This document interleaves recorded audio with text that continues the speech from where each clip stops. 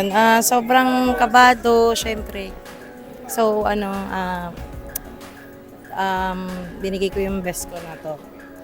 Binigay ko yung best ko dito sa Matira Matibay. So, ano man yung desisyon, tatanggapin ko ng maluwag sa puso ko. And forever thankful kasi napagkatiwalaan ako na clash din, mag-clashback dito. So, thank you very much.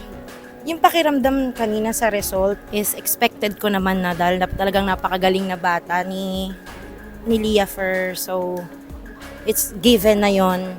Pero ginawa ko rin naman yung best ko. Lumaban din naman ako ng para pair. Yun, para pair.